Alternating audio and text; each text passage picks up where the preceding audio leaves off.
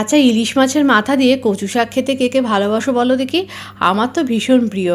আমাদের বাড়িতে সবাই ভালো না বাসলেও আমি এবং আমার দিদি ভীষণ প্রিয়, আমাদের খুব ভালো লাগে। আমার মনে হয় আমাদের মতো তোমরাও অনেকেই খুব ভালোবাসো। আজকে তোমাদের সাথে এই রেসিপিটাই শেয়ার করব। জানি এই রেসিপিটা ভীষণ কমন আর অনেকেই বানাও, তবু আমি কীভাবে বানাই সেটা তোমাদের সাথে একটু শেয়ার করি একদম সিম্পলভাবে। এই জন্য কচু শাকগুলোকে খুব ভালো করে কেটে ধুয়ে নিয়েছি। আর তারপরে কড়াইতে বেশ কিছুটা পরিমাণ জল দিয়ে জলটার মধ্যে অল্প একটু ভিনিগার দিয়ে দিয়েছি। ভিনিগার দিয়েছি তার কারণ দুটো, একটা হচ্ছে কচু শাকটা গলায় লাগবে না, আর দ্বিতীয় হচ্ছে কড়ার মধ্যে কোনো দাগ পড়বে না, কারণ কচু শাকে প্রচুর আয়রন থাকে, একটু দাগ পড়তে পারে কড়ায়। আর অল্প একটু লবণ দিয়েছি। তারপরে কচু শাকগুলোকে দিয়ে একটু ঢাকনা চাপা দিয়ে কচু শাকগুলোকে ভালো করে সিদ্ধ করে ভাপিয়ে জলটাকে ফেলে দিয়েছি পরিষ্কার করে। এটা তো জানো যে জলটা ফেলে দিতে হয় কচু শাকটাকে ভাপিয়ে, তা নয়তো গলা ধরার একটা ব্যাপার থেকে যায়। ভালো করে কচু শাকটা সেদ্ধ করে নিয়েছি। আর এদিকে ইলিশ মাছের মাথায় ভালো করে নুন মাখিয়ে রেখেছিলাম। এরপরে কড়াইতে সর্ষের তেল দিয়ে তেলটা গরম হলে অল্প একটু হলুদ দিয়ে মাছের মাথাগুলোকে ভালো করে ভেজে নিয়েছি। মাছের মাথাগুলো ভেজে নেওয়ার পর আর কিন্তু কড়া থেকে তুলিনি, ওই কড়াতে মাছের মাথা থাকা অবস্থাতেই দিয়ে দিয়েছি কিছুটা পরিমাণ কালো জিরে ফোড়ন, আর দিয়েছি দুটো কাঁচা লঙ্কা।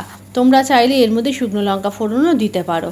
তারপরে ফোড়নটা দেওয়ার পর ফোড়নটা হয়ে গেলে আর কিচ্ছু না, এরপরে একদম কচু শাকটা, জল ঝরানো কচু শাকটা এর মধ্যে দিয়ে দিয়েছি। দিয়ে ভালো করে নাড়াচাড়া করে মাছের মাথার সাথে একটু মিশিয়ে প্রথমে একটু মাথাটাকে ভালো করে ভেঙে নিয়েছি, মানে মাথাটা যখন নরম হয়ে গেছে শাকের সাথে মেশানোর পর তারপরে এর মধ্যে স্বাদ অনুযায়ী দিয়ে দিয়েছি হলুদ আর নুন।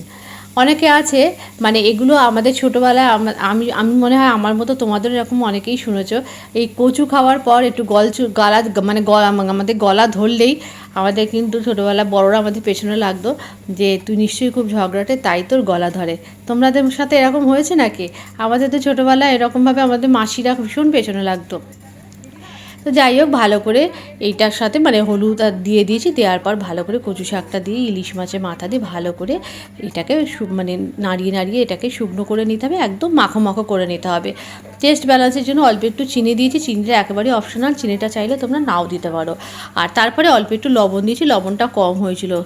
লবণটা একটু সাবধানে দেবে, কেননা শাক সেদ্ধর সময় লবণ দেওয়া, আবার ইলিশ মাছের মাথাতেও নুন দেওয়া ছিল, সেই হিসাবে তোমরা তোমাদের টেস্ট অনুযায়ী দেবে। আর দুটো চেরা কাঁচা লঙ্কা দিয়েছি। আর একটা জিনিস দিয়েছিলাম, সেটা হচ্ছে একটুখানি মানে সর্ষে গুঁড়ো আমি ওপর থেকে ছড়িয়ে দিয়েছিলাম। বেশ মাখো মাখো হয়েছিল আর খেতেও খুব ভালো হয়েছিল। গরম ভাতের সাথে একদম এটা হলে আর কোনো কিছুরই প্রয়োজন হবে না। কেমন লাগলো আমার বানানো এই কচু শাকের রেসিপিটা অবশ্যই কিন্তু কমেন্ট করে জানিও। এরকম নিত্য নতুন রান্নার আপডেট পেতে অবশ্যই অন্তরা পেজের সাথে যুক্ত থেকো। যদি ভালো লেগে থাকে একটা ছোট্ট কমেন্টের মাধ্যমে জানিয়ে যাও। আর আমার ইউটিউব পেজের নাম মনে আছে তো, বেস্ট টেস্ট উইথ অন্তরা, অবশ্যই চ্যানেলটিকে সাবস্ক্রাইব করে আমার পাশে থেকো। আর এরকম কচু শাক হলে মাছের মাথা দিয়ে, সেটা ইলিশ মাছের মাথাও হতে পারে বা রুই বা কাতলা মাছের মাথা, আর কোনো কিছুর প্রয়োজন হয় না। চিংড়ি মাছ দিয়েও ভীষণ ভালো লাগে। আর এই বর্ষাকালে এগুলো পাওয়া যায় বেশি বেশি ভালো। তো অবশ্যই তোমরা বানিও, আর কেমন লাগলো অবশ্যই কমেন্ট করে জানিও।